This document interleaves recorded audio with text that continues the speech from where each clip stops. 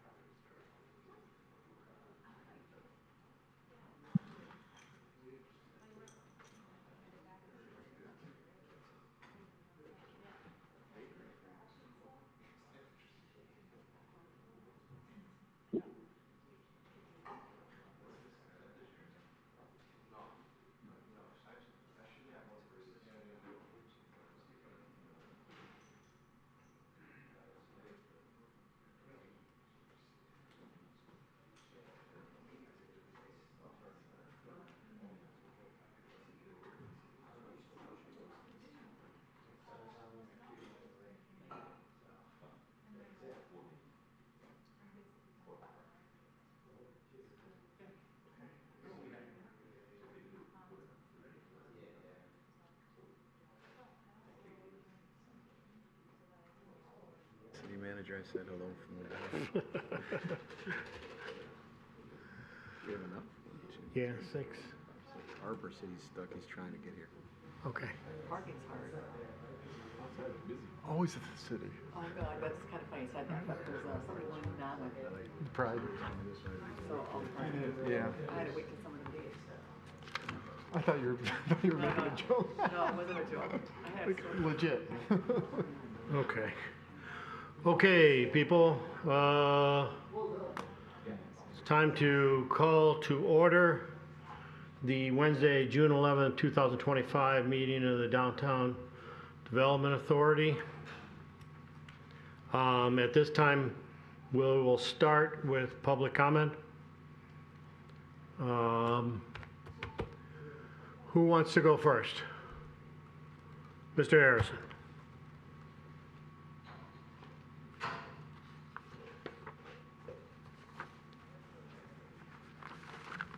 I just wanted to comment on Tim Twing's retirement. It's going to be a tremendous loss because of not only the way he operates, but his institutional memory of what's been going on for the last, I don't know, 25, 30 years. And it's been when I was on the DDA, it was a pleasure to work with him. I found him always congenial, well-informed, and he's going to be difficult to replace. And I certainly wish him well in his retirement. And I can't say enough about him. I think the one major project that we worked on was the 696 Woodward project, and we were able to consolidate properties down there and finally get past developers that were land banking the properties. And even though they were land banking, they were contributing $500,000 a year while they were sitting on it. But now the tax revenue is almost $900,000, so it's a big win. The second issue is the replacement for Tim. Albeit it will be difficult, if not impossible, to replace Tim. But I understand that Daniel is one of the applicants, and I certainly would put my oar in for Daniel. He's done an excellent job as city DDA manager. He's been the best manager that we've ever had, and we've had some clowns. So he's well organized. He's brought in systems to track performance and everything. So whatever it's worth for Daniel. And again, Tim, best wishes. Thank you, Ms. Harrison. Who would like to go next? Mr. Olbert?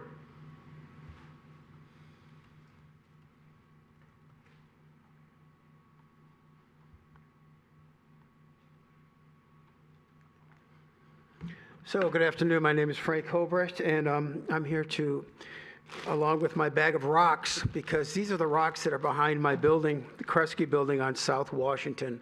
We have a dirt alley. I've been here, I don't know, maybe 40, 50 times. The other day, I found a letter from 2016 asking the engineering department to pave the alley. 9 years, nothing. We still have dirt alley. And the biggest thing is we have rats in the dirt alley. I'm going to ask you to really start thinking about this. We're probably beyond 2025, in terms of getting anything done. Maybe we can get something done next year.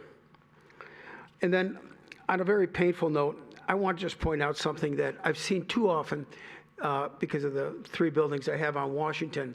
We have the reverse angle parking on Washington. Just the other day, I know it's hard for people that are not familiar with Royal Oak, but it's back in only.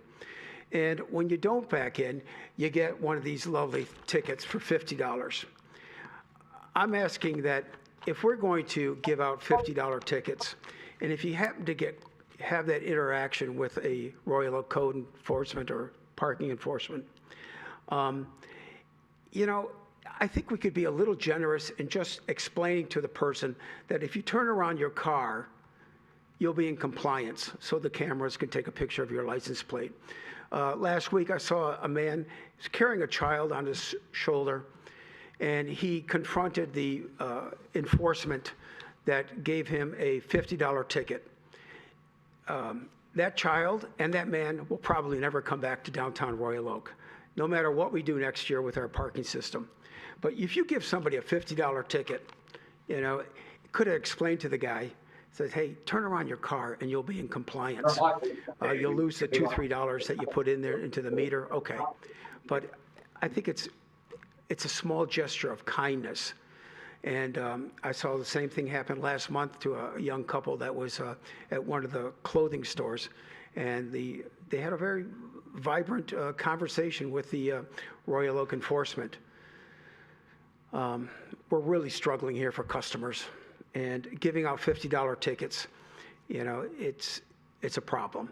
If you go and you park in the neighborhoods where there's permit parking, it says $50 fine. Nobody knows it's a $50 ticket for going head in on Washington. Okay, that's all I got. I'll see you next month. Please don't forget about our dirt alley. Thank you. Thank you very much. Anybody else for public comment? Ms. Harrison.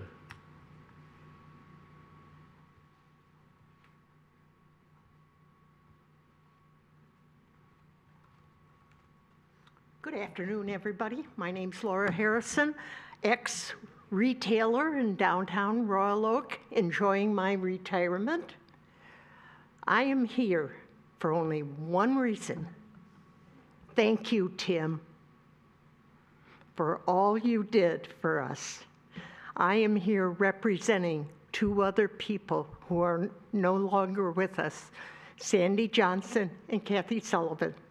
The 3 of us put together, and we caused Tim a few little problems trying to put together the downtown. But in the 1990s, that downtown was beautiful, wasn't it? It sure was. Retail all over the place. I am sorry it is not like it was. But I enjoyed it. Again, good luck, Tim. Enjoy your retirement. I love it. Take care. Big hugs and kiss. Thank you, Ms. Harrison. Okay, if there's nobody else, I will close public comment at this time. Our next item is the approval of the minutes from the May 21st, 2025 meeting. Mr. Dunstan. I'll move the approval with one correction. We have Lori down as being present and absent that day. And I was in Croatia, so I was absent. You're absent. Okay, noted. I have a motion on the table, Support? supported. Any discussion?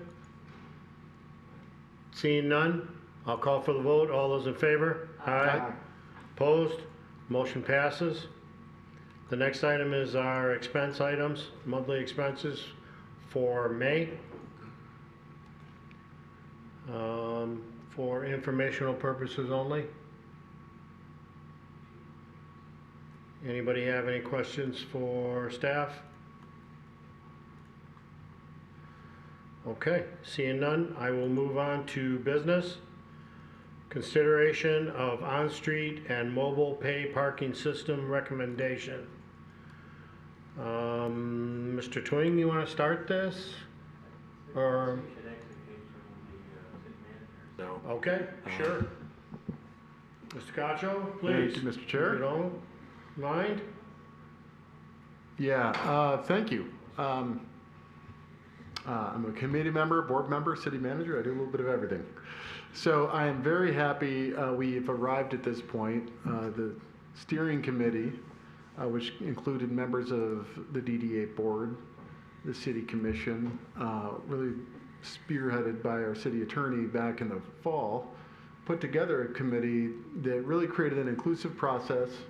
We pursued an outside consultant with niche expertise, well respected throughout the nation, to help us transition parking systems and giving us a vetted, recommended approach based on an inclusive process. And we've arrived at that first milestone where we have a recommendation based on an inclusive process. So the committee had formed a unanimous recommendation on how to move forward with a pay station system and a mobile pay system, and that's what the city commission is preparing to accept in terms of a recommendation. And the first thing we wanted to do to make sure we're consistent on the inclusive process is present this to the board formally and give the board an opportunity to receive a recommendation from Dixon, the consultant, walk through the two recommendations, the pay station recommendation and the mobile pay. And so this is very much a demonstration of how important it is to have the business community involved in this process moving forward. So with that, I'll have our representative from Dixon give us an introduction to the company, and we'll walk through the process. Okay. Wonderful. Good afternoon. I think we're in the same time zone, right? My name is Peter McDonald. I am a principal of operations for Dixon. I apologize. I haven't been here. So I've done the best I can to find a quiet corner, but you know how it goes. Dixon Resources, we're about 13 years now with myself and Julie Dixon leading the team. Both of us have about 20, 30 years, respectively, in the parking and mobility industry. Our team member, Allison, has been guiding the city through this process. It has been a pleasure, really it has been a pleasure to go through this. You guys did a lot of work, very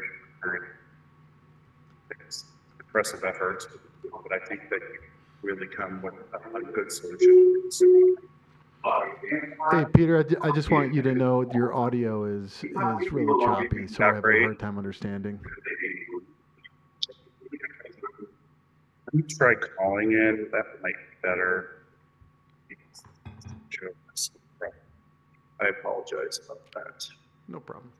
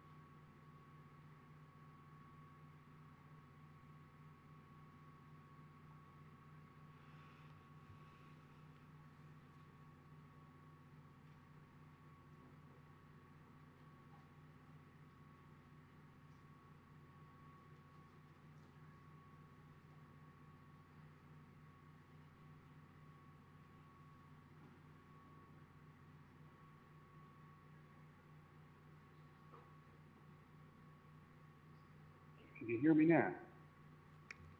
Yes. Okay, hopefully that's better. Yeah, I think so. I'll see if we can turn the audio up. Okay. I apologize. We're good? Well, did you miss everything? Or do you want me to repeat, or should we dive into the presentation? Let's dive. All right, sounds good.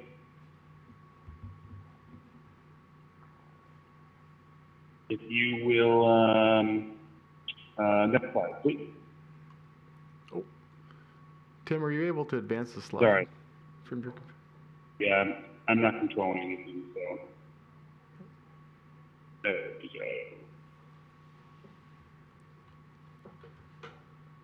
Here we go.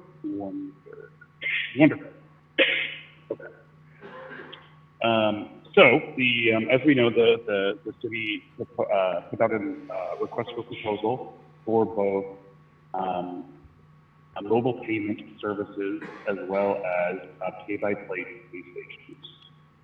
We had a very good showing from the industry with 5 different bids that were received. This is a combination here. If you're interested at all, these are all very well-known names in the industry, so you weren't surprised. But it was a very strong response. Very important for Royal Oak is we wanted to ensure we were getting a time-tested system and solution. So there were minimum qualifications that each vendor was required to meet. There was one combination or team, premium parking with teacher system, that was disqualified because they did not provide a response to the qualification. Thank you very much. The initial step here was the working group completing an evaluation of all the proposals, references, and that sort of thing. So that brought us to what we call a down select or a shortlist. And these 3 vendors, McKay, Belinque, and Premium Partnership, and Flowbird and Park Mobile, which is actually the same company now, was the third. Those individuals were invited to the open house. I'm sure you saw the news.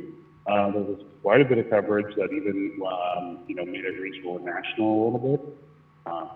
There's a story here at Royal Oak, so I think, especially in the industry, people were interested. But, we heard nothing but praise for the city and excitement from constituents, being able to, touch, feel, and consider and provide that feedback. So you'll see here, this is just kind of a general overview of the results of the survey. So participants were encouraged to fill out a survey that had specific questions, and then they were also able to, on the next slide, provide some open feedback. So you're welcome to check out what that feedback was. The 2 kind of top contenders between Flowbird and Belinque. Both of those devices have large touch screens and are very customer friendly. But what we found and what both the comments and the data swayed to was the Flowbird side for the stations. After that, we did send out a BAFO, best and final offer, to the bidders. And you can see here, this is really just the final pricing, but bottom line, you want to look in the green and the blue for the year 1 and year 3 totals. It was great that also Flowbird came in with the best pricing. You'll see. That's pay stations. Next slide will have the mobile payments on it there. And So the same thing here. This had all of the mobile payment, or this is all of the mobile payments. Folks that provided a bid. You can see it's based on a transaction fee, except for one of them included additional fees as well. Really, this also kind of came down to Park Mobile and Task Force in the end. There was a lot of discussion, a lot of decision, a lot of consideration on this one, on the mobile. So with that,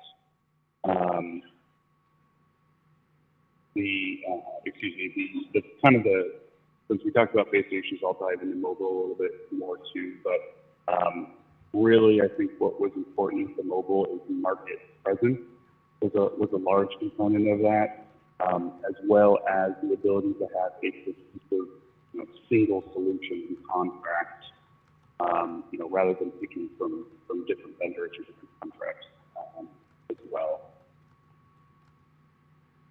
Which brings us to the recommendation, which was the Flowbird and Park Mobile partnership. Like I said, it's actually the same company. Now they went through a merger recently. But again, from an industry perspective, these are very strong. Support is strong, which is critical for the operation of the city. And they both provide a very customer-friendly experience, both on the pay station and in the mobile app. So from Dixon's perspective, I think it's of course for you, and we were just very happy to be a part of the process. I'm also happy to answer any questions.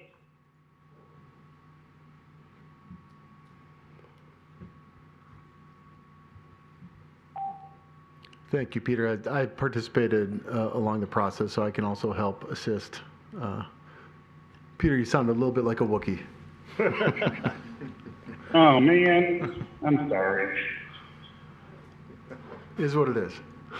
Okay, so does the board have any questions here regarding this? I will remind the board that, and correct me if I'm wrong, Mr. Cacho, this is mostly for the hardware portion of what we're dealing with today. The apps are yet to be done, and there's more work to be done as we move through the process, but it was important to get this started, particularly to get the hardware ordered and ready to go in our time frame. The Flowbird is the hardware piece. That is a pay station model that was demoed at the farmers market and at the senior center. That was unanimously the preferred option by all users. It had a large screen. The intent is to install those to replace the current on-street meters. The good news is that means fewer signs. That will accommodate pay by license plate, and it won't require back-end parking. Those are just three new things. The Park Mobile piece is the mobile pay app, so that will be the app of choice. That was also the majority recommendation. They are really known for their wallet feature as well. I know that the concierge feature is something that is liked about the current system. So that same usability will roll over. You can preload all your money and then park and go. So you preserve that feature as well. Their app, I would note, is also located strongly in the region. So you have Park Mobile represented in Birmingham. You have them represented in Detroit. I believe Ferndale is looking at them as well. The Flowbird pay station is also the preferred pay station across the corridor if Royal Oak should choose to go that way. So I think that's good. You have commonality in the Parker experience across the region, and I think that's probably a good thing for the user.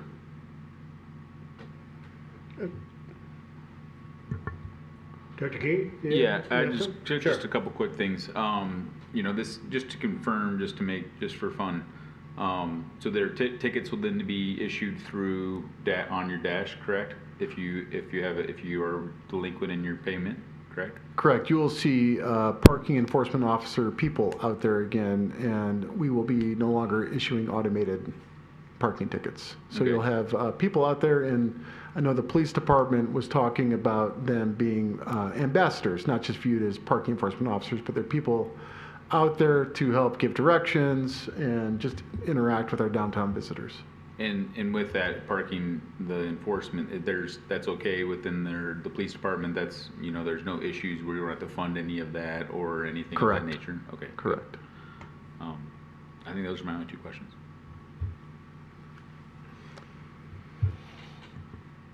I guess I can speak to process a little bit. So we met, I think, twice a month for a while. And initially, it was just the DDA and the police department. The city commission came on, and then it was recommended that we have a consultant. And a few of us on the DDA were a little iffy about the consultant, but I think in the end, we're very happy that the way it worked out, and it worked well. I can speak to the two open houses. We had one at the senior center, and we had in the morning, and one at the farmer's market in the evening. They were each 3 hours. I was there for all 3 hours for both of them. And Park Mobile came up quite a bit, like, why did you get rid of Park Mobile? People were definitely, with the Flowbird hardware, that was definitely the choice.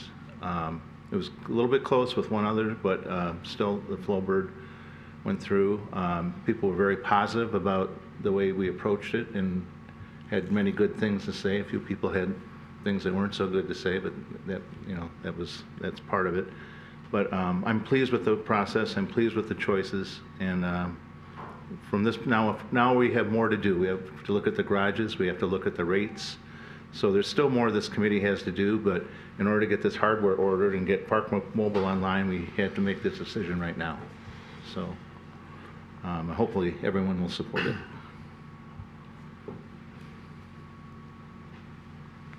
Okay, Director Yazbek. I'll just say very quickly that the most important thing is this new system is fantastically simple. You can use coins, you can use a credit card. They have a very simple, easy to use app. That's all parking should be anywhere, but especially since we had a very interesting experience over the last few years with the current system. So this is going to be a situation where if you want to come to downtown Royal Oak, you don't have to worry about parking. You don't have to do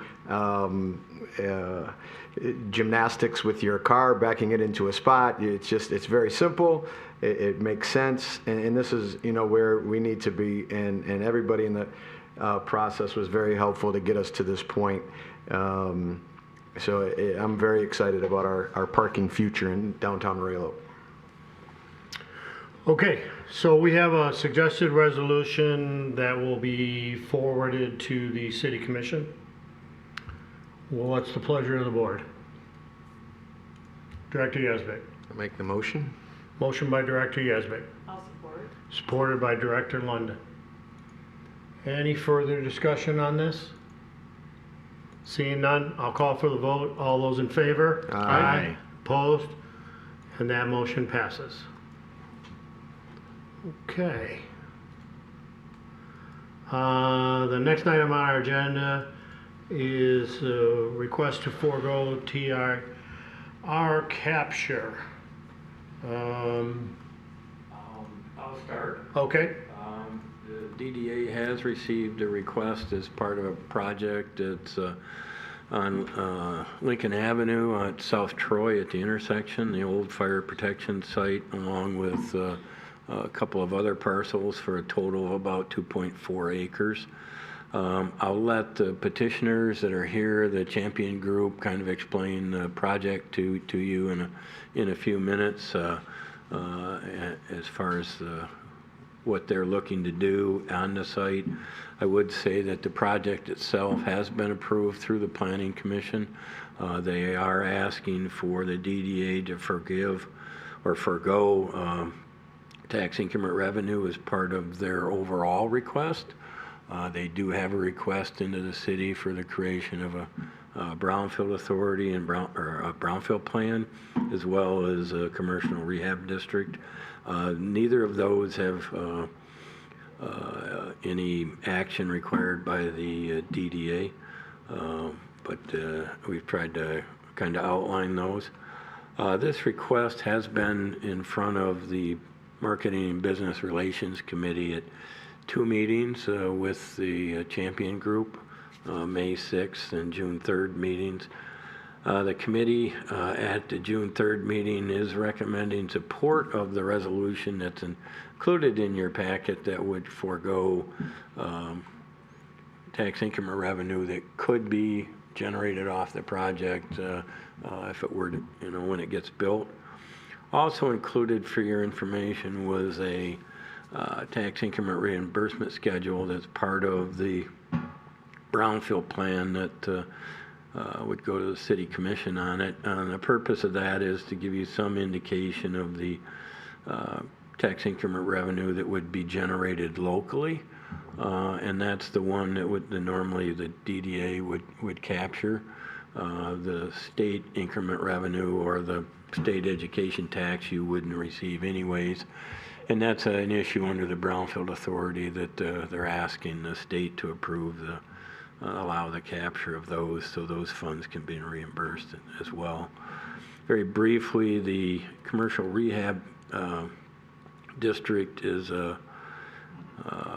I guess for a short definition, is kind of a tax freeze on the property. It would freeze the current taxable value of the property at its current rate for a period of 1 to 10 years, and that's to be determined by the city commission. And the petitioner's asking for the full 10 years, and this will be going forward to the city commission and at a future meeting for their consideration. I believe it's going to be scheduled for June 23rd. So this is one step in the process to bring all of that to the city commission for the meeting on the 23rd.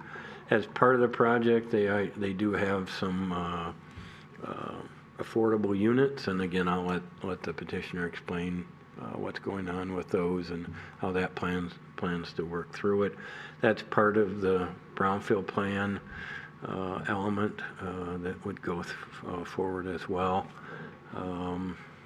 Your portion again is simply to forego the capture. This site is, and the properties are located in the DDA's development district as well as your TIF district.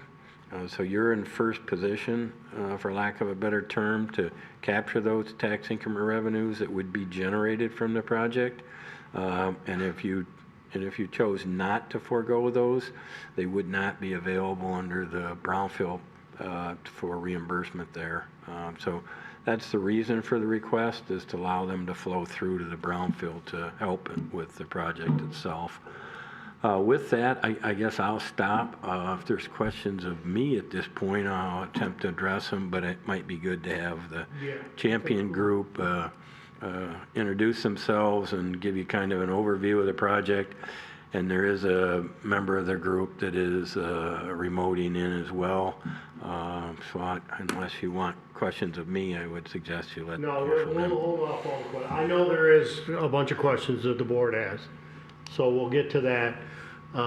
First, I'll have you guys, or whoever wants to come up, give us a brief overview of the project first, and we'll go from there. All right. Good afternoon. I'm Michael Nadolski, and this is Len Nadolski with Champion Development Group. We're also the team that brought Billings Place on north of 11 Mile on Main Street to Royal Oak, and Champion Hargraves on 12 Mile just west of 75. So this unique project called Lincoln Place is 209 units. It is site plan approved. 52 of these units are attainable units in that they will be capped at a rent rate that is defined by a whole guidance of MISHDA guidelines. But for a reference, well, what are those rent for? About $1,650 a month for a one-bedroom unit that would go for $2,100 to $2,500 a month market rent.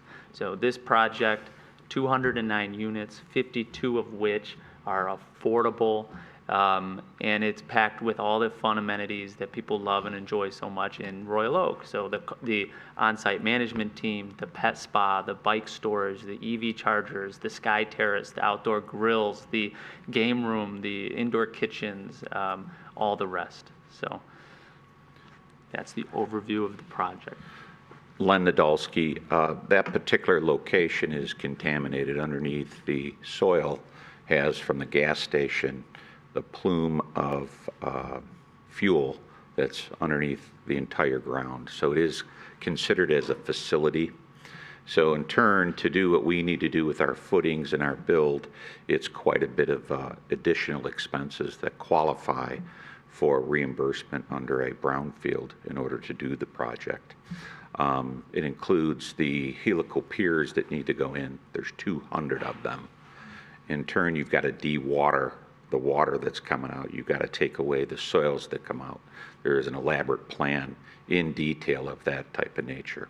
So that's part of it. The other part of it is for the tax, TIFA is for the middle market housing. They allow you to subsidize the gap. It's a relatively new program in the state of Michigan. Due to the costs of building increased so much and the cost of interest rates, in order to build this type of building and then have attainable housing, the state of Michigan has added to the brownfield a gap amount of credits that you can get through your tax, through your TIFA. So this particular project has twofold. One is for the environmental purposes that are to deal with it, and the other is the 52 units that will provide for the area mean of income for affordable type housing, so people can have a facility be close to downtown. The current tax base will stay the same as it sits now. And that's pretty much an assemblage of 2 properties, actually 3. It's 4 parcels. 4 parcels, 2 owners, a little V piece on the railroad, and then the fire retardant center, the fire, the fire protection building, and the buildings with it. So that's kind of the overview, 1,000 feet. We do have our consultant, Joe, available as well, who works with the state of Michigan to facilitate these type of programs, and he's done multiple of them with other municipalities. He is teaching us to be pretty good at it, but he understands all the rules and the regulations that we need to conform to be able to get this facilitated to be able to work. So. Okay. All right. Before we get to the reimbursement agreement, does anybody have any questions regarding the project itself? I just, real quick, you said 209 units. I know you've done this with the Planning Commission already, but how many stories are we looking at there? It's 5 stories total, 4 stories over a podium. And so parking is on grade. Okay, and that was my next question, was there is parking on site? That's correct. So our parking calculations, we did 1.25, but the requirement is actually I think it's 1.1 is required for the city. Is that right? Site plan approved. We have ample parking for management of the building. I believe we're at 135 parking ratio. 135. So we're actually lower than what's required in the ordinances. We're higher, excuse me. We got more parking. Okay. Okay, that's all I have about the project, so I don't know how you want to go through this. I know that a couple commissioners here have some questions regarding the reimbursement documents that we are looking at here. So if you're comfortable, we'll kind of get into that. Do you want to go first, Mr. Dunstan, or? Yeah, my questions aren't about the reimbursement. Okay. I totally support this. My question is just more about procedure with the income housing and how that works. And I understand that, you can probably help with that, and I think Joe can also help with that. So I got a couple questions, and I apologize. I missed the meeting last Tuesday. I would have asked these then. So 52 of the 209 units are income restricted. Are they various sizes, studios, 2-bedroom, 1-bedroom? Yes, we have a a mix between studios and one-bedroom units. Okay, all right. And then, and this might not be you, but how is the AMI being calculated? And what is the area encompassed in the calculation? If you, I think maybe, can you answer that? Do you want to answer? Joe can jump in for the specifics Yeah. on that. Can you guys hear me? Yeah. All right, great. Sorry, I'm on my phone. I'm also on video, but it looks like you're just getting the audio portion of that. But so my apologies. Area median income is calculated on a county-wide basis. And so the Michigan State Housing Development Authority produces a AMI table every year in May, and produces those for Oakland County, and we're looking at 120% of area median income or lower households for this project. So my question, I guess, my question also is does it always have to be a county-wide AMI? I'm not aware of a entire county smaller jurisdiction. as you do these projects. I'm sorry, can you repeat the question? Is the AMI that's put forward, is it always by the entire county? Yes, because all of this runs off of HUD's databases, which are done at a county level. Okay, so, and the reason I ask is because, I mean, I think that the income will be, as you move further north, it's going to skew the income that you see here further south. And it's going to, you know, I think it'll affect, so I don't know if there's a way to move that northern border down, even though it would be cutting off some of Oakland County in the north end. But if there was a way to do that, I would be really happy. Yeah, great idea. I'm not aware of a way to do that. And that's not how the Michigan State Housing Development Authority's calculations are structured, unfortunately. So how often is this calculated? Every year in May, MSHDA will issue a new table for each county in the state. Okay. And then this kind of comes back our way now, and this is maybe more for the lawyers in the room, is how are we able to, and I use the word nicely, police this and make sure that this is, that you know, 24.9% of the units are being used, that we're using the right calculation, the right people are being able to take part in this. How is this policed? How are we, because I don't see anything in the agreement that really talks about, like, about that. Let me jump in.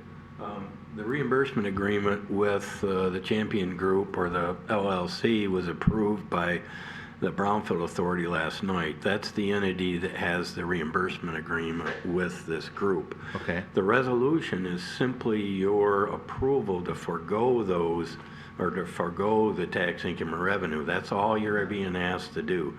There is no agreement between the DDA and the development group. The Brownfield Authority and City will monitor and audit the affordable units under that agreement that the Brownfield Authority approved last evening. And that's predicated on the City Commission's final approval of the Well, I mean, I Brownfield understand Authority. that, but I want to know that someone is there keeping an eye on that, because I'm Yeah, it's supporting. being done by I'm the supporting city. this is probably the biggest investment the DDA has ever made, and I'm supporting this because of what you're doing here. But I want to make sure that 5 years from now, or 15 years from now, when the Tims that are in the room now are all gone, that it's being overseen, and that's all I'm trying to get assurance of here. So right within the agreement, it does call for audit. You have to do an audit, and Okay. actually the city gets reimbursed to do the audit as well. We have to conform with MSHDA, and we have to conform with the city, show all the documentation of all the people that have that are in and that have rented and show their lease agreements in detail. Okay. And that's And their done. financials. And their financials, their W-2 and their tax returns. Yeah, the Yeah, agreement. again, I'm not asking That's that we good. oversee it or that, Nope. I just want to make sure that we're agreeing to this.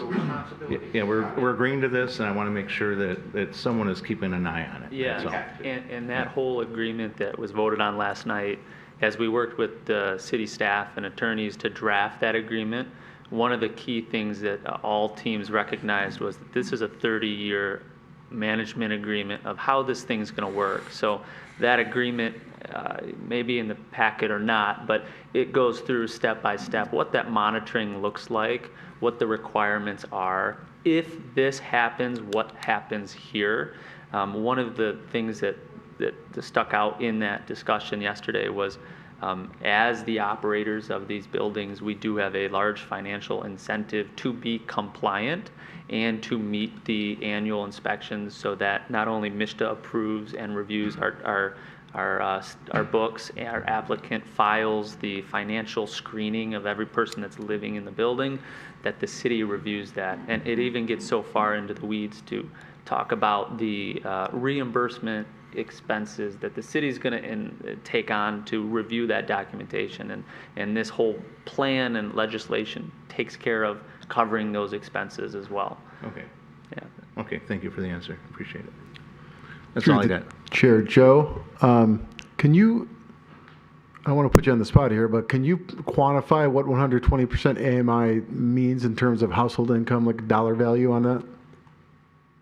Ooh, I can if you allow me to Google real quick here. It might give me 2 seconds. Maybe go to another question. I can come back to that. Sorry for interrupting, Tony. He's getting the exact dollar for Yeah. you. Yeah, I'm looking it up while we're talking right now. And that does change based on year, as he said, every May, and it changes based on family size. So there are different figures that are part of that number. These are for studio and one bedroom though, right? That's correct. So, And just to reiterate, their reimbursement agreement calls for a request twice a year. And one of those points during the year, they have to submit all the information for the audit before the reimbursement occurs. So someone on city staff will be reviewing that before they cut a check for reimbursement.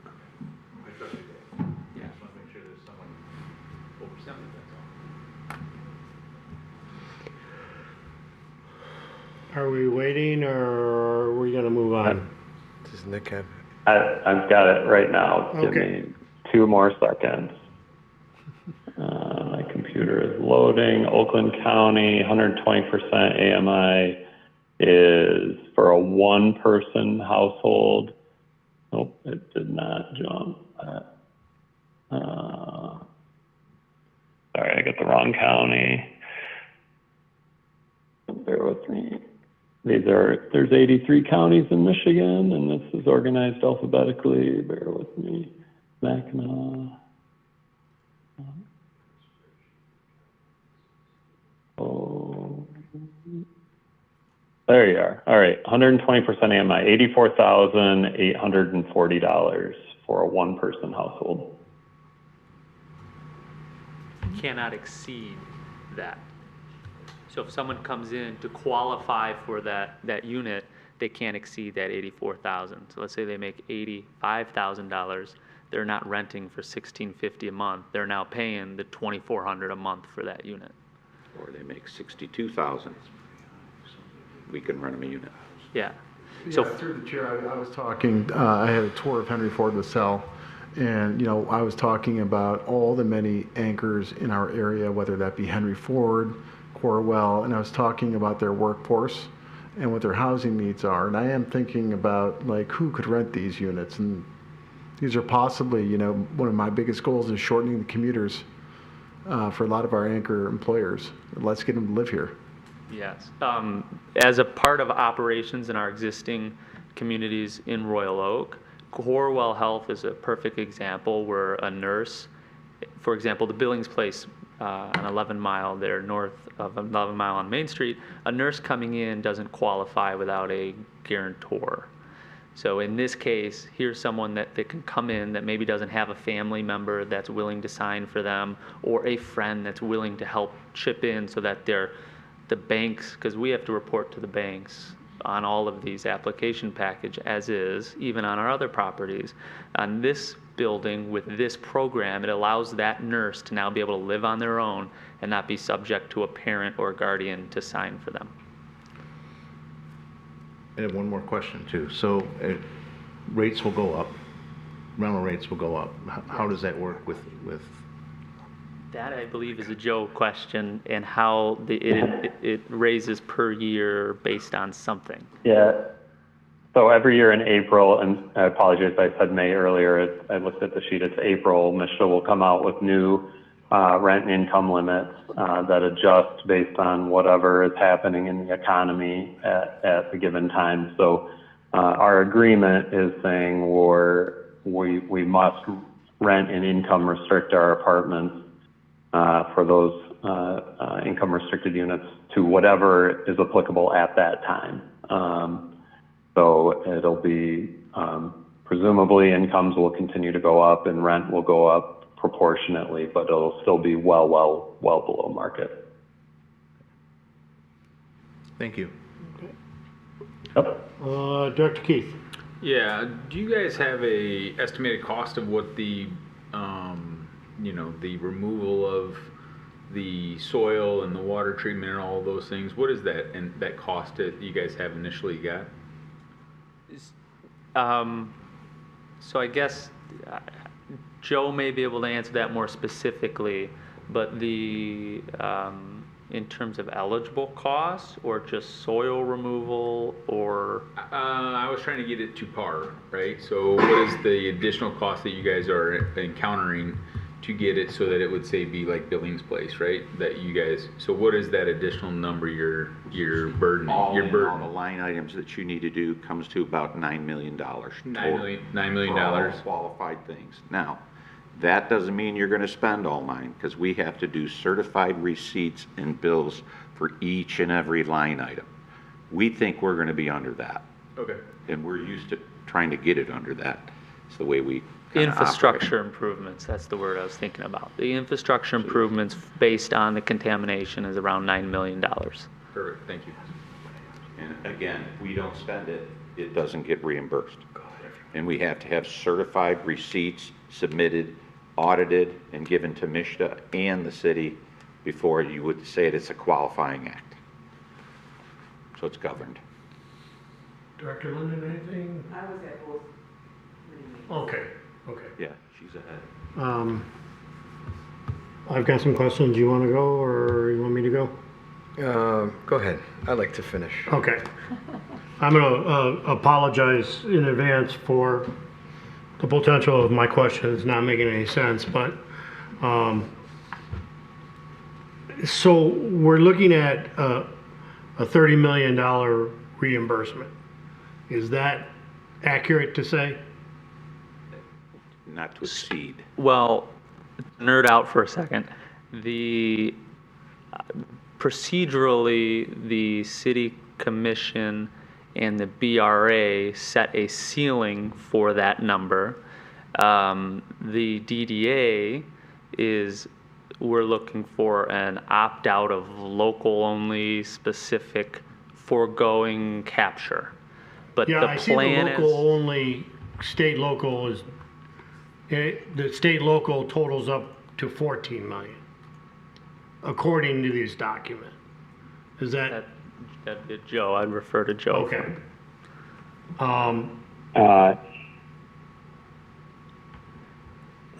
Joe? Yeah, that's for me. The local portion, is not, it's about 50-50. So yeah, roughly 14 million is the local portion of the brownfield plan. Okay. That's why I was just wanted to double check that and make sure. I'm a little bit confused, and this might be one of the dumber questions, but, and maybe Mr. Twain can answer this. We're talking about a freeze on the tax rate, but we're also talking about a reimbursement of those specific taxes? Does my question make sense?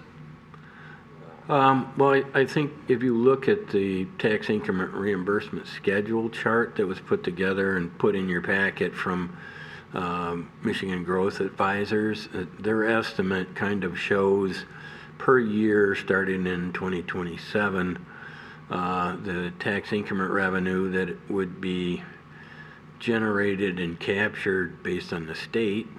And then if you go down and look at the line items that say total local increment revenue, and you'll notice that from 2027 through 2036, they're very small figures, and that's based on the freeze of the taxable value at its current level. It ignores the fact that the project might exist in 2027.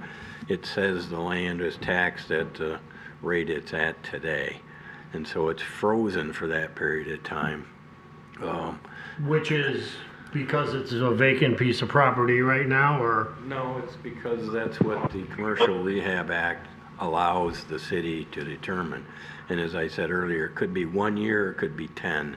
Obviously, the developer is asking for the full 10 years that's allowed under the act, and that's what the chart represents. So you'll see in 2037, the local increment revenue jumps to almost $700,000 versus the prior year is $2,800.10.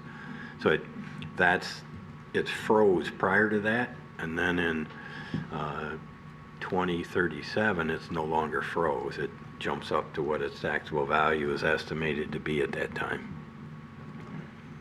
Okay, does that explain, and I'm looking at the chart here, under total annual development reimbursement, does that explain, I'm trying to figure out what triggers in year 10? That's when the commercial rehab incentive burns off. Okay. Correct. And it jumps from, The value of the property. it almost doubles. Yeah, the value is kind of resettled at that point, equalized, if you will. And then, so I'm seeing this, and the state brownfield is doing most of the work years 1 through 10.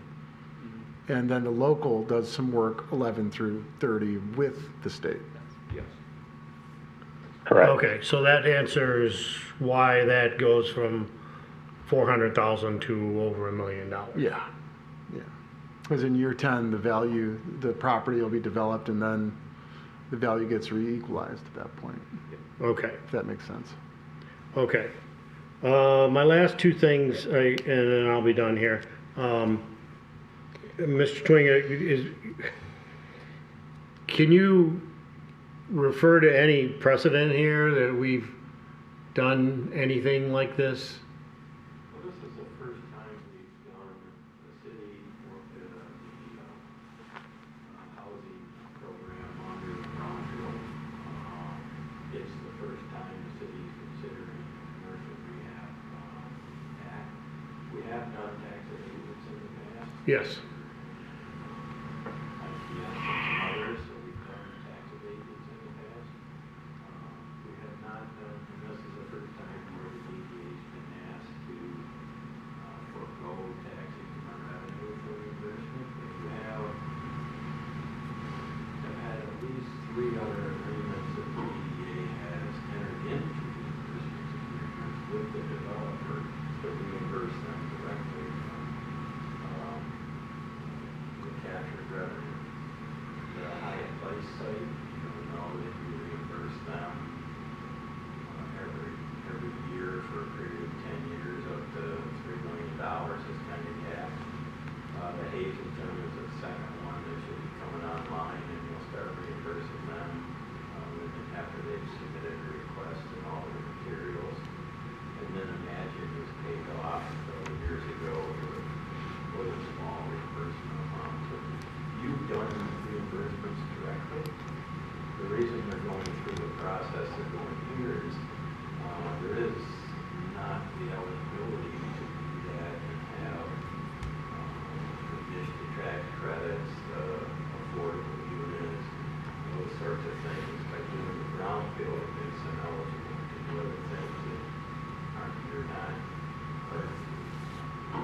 Okay.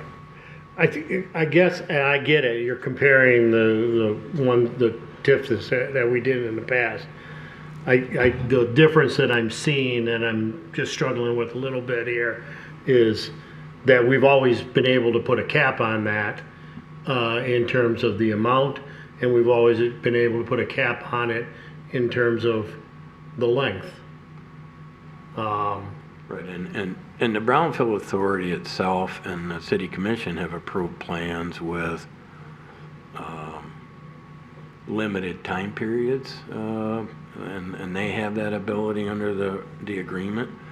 The distinction here is I think the City Commission and the community are very supportive of the affordable units, and in order to make that work, they're more than likely, in my opinion, to grant the longer period or the full period. Obviously, the commission still has to vote on both of those items, and they need to know whether or not you're supportive of passing or foregoing that TIF revenue. So. Right. Okay, Mr. Gaucho, so the 30-year period, is that a stipulation in the brownfield, or is that a request of the developer, or is that just the way the system works? Do you know what I'm asking here? Yeah, it's interesting because this is a brownfield that considers the attainable housing piece. On a normal brownfield, your reimbursement period is really going to track the environmental cleanup, and it's an annual reimbursement to the developer for their upfront cleaning up of the property. This is adding on the attainable housing. So what this would say, the good thing I think is good, is if you have a 30-year term, that means those rent caps are locked for the length of the term. And in my opinion, if you're going to incentivize attainable housing, it should be generational. I don't think incentivizing, 50 units for 10 years does much, because that's not generational, that's a decade. So I'd say if we're not going to commit to an extended period of time that I would call generational, I don't know that the juice is worth the squeeze for us. But in this case, Makes sense.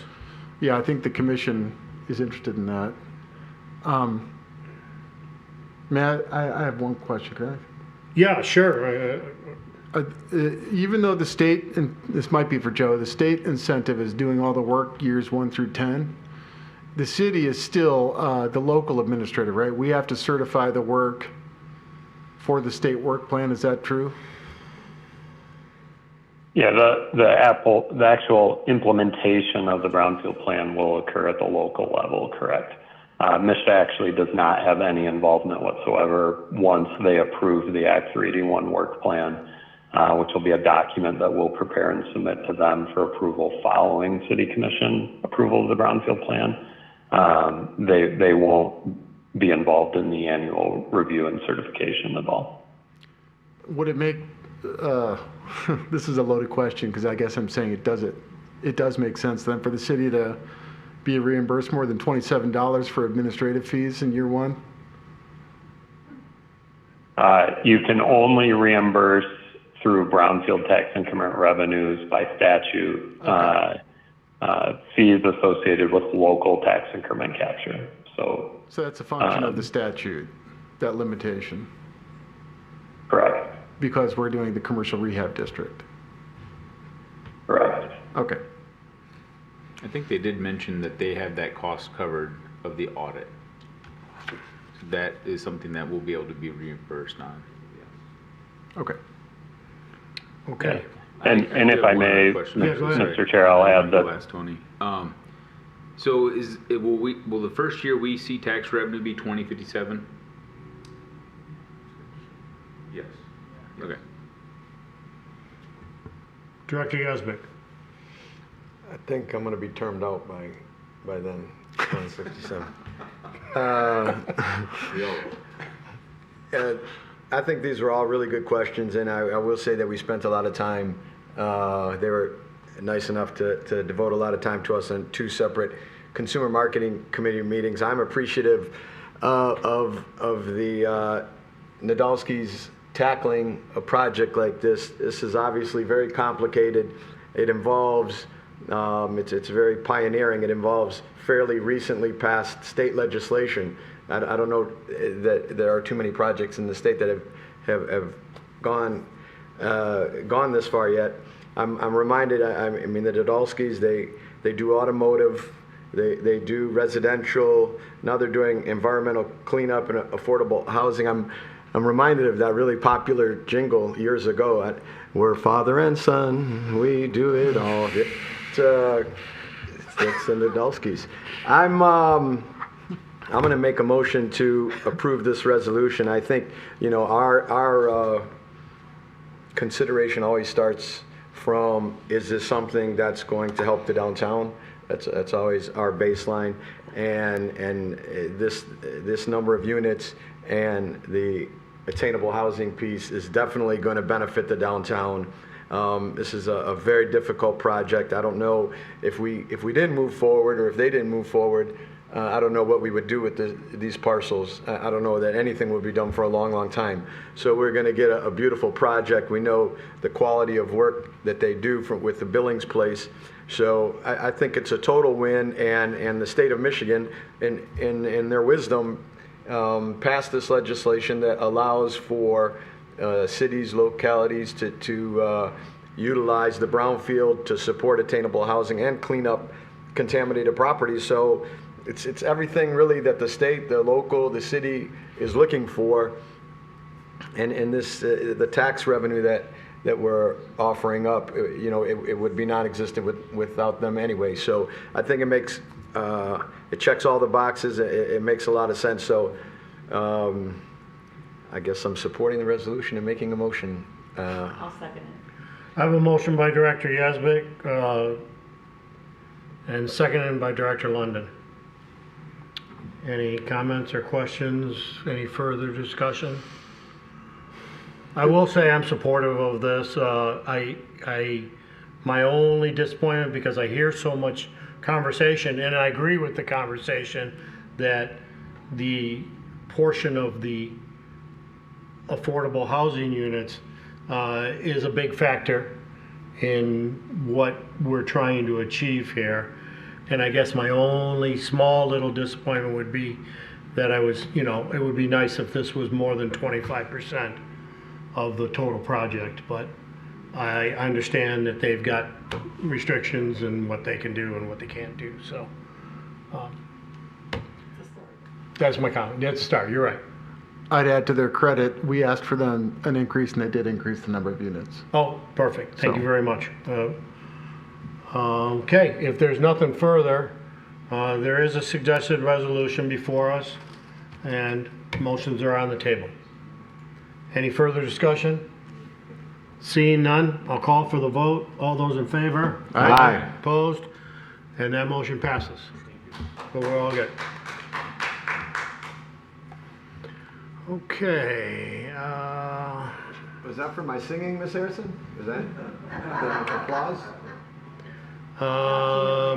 Mr. Twain, okay, next item. Appointment of acting DDA Executive Director. I'm going to turn this to you, Mr. Gaucho. Yeah, thank you, Board. As has been noted, Tim's on a shot clock right now. And so that leaves me with a need to replace him. So we do have the director position out for recruitment. That recruitment is through June, and my timing is not going to meet Tim's timing, but it'll be close. So in the meantime, Tim pointed out we do have to, by statute, appoint an interim director. And so I wanted to introduce our Deputy City Manager, Susan Barkman. She's going to be acting as the interim. I think it's a great opportunity for Susan to develop a relationship with the DDA board. This is just a great excuse to get two people together. Perfect. Susan, yeah, could you come and introduce yourself just a little bit and your experience with the city? Yes, it's lovely to see all of you. I think some of you I've met before in different capacities. I know we've talked quite a bit, and some of you I'm meeting for the first time. So my name is Susan. I've been with the city for about 4 years now, just over. It's hard to believe it's flown right by.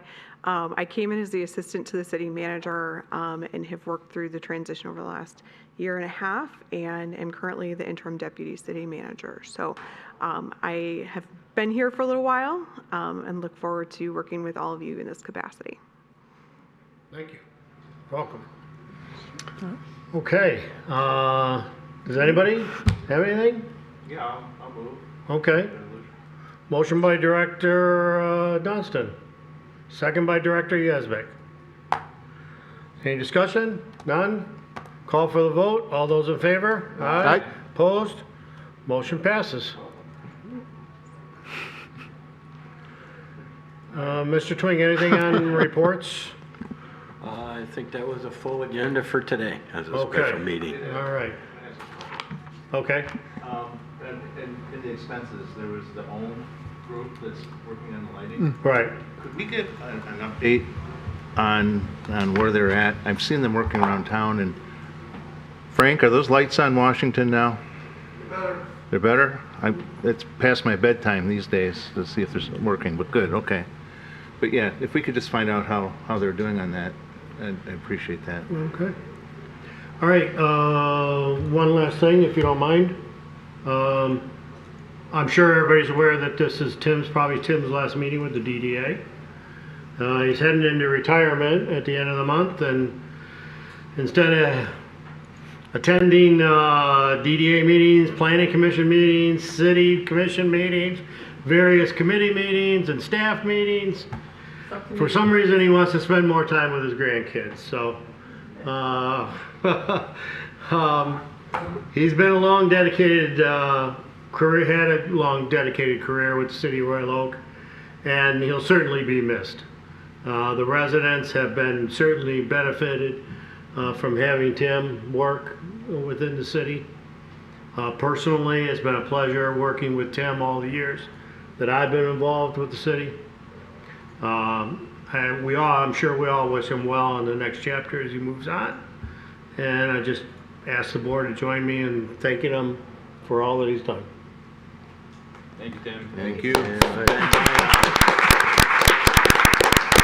Director Yasmin? Yeah, just, I'll say that I'm gonna miss him.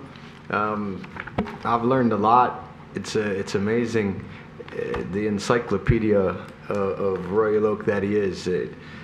I can't tell you how many times I've been in a discussion about something Royal Oak, and then it always comes back to, well, Tim knows. I'll ask Tim. It could be anything. So, yeah, I'm gonna miss him a lot. It's been great. It's made my Royal Oak experience great. Well, it's been my honor too, so thank you. Appreciate it. And I'll say thank you to Tim also. I mean, I worked with you on block grants, I believe, for the Historical Society before I was a member of this group. I'm sure when I was appointed, you were like, oh, God. But anyway, you're a shepherd is what you are, because we'll be talking about tree grates, and the next thing you know, we're talking about what kind of tent is going up over here, and Tim's like, well, remember, we're talking about tree grates. So he's like a shepherd in my mind. He's like, get you back on track. So, but we're going to miss him. We're gonna miss him, for sure. Okay, if there's nothing else, what's the wishes of the board? Yes. Motion to adjourn by Director Yazbek. Second by Director Keith. Discussion? Seeing none, I'll call for the vote. All those in favor? Aye. Opposed? Motion passes, and we are adjourned.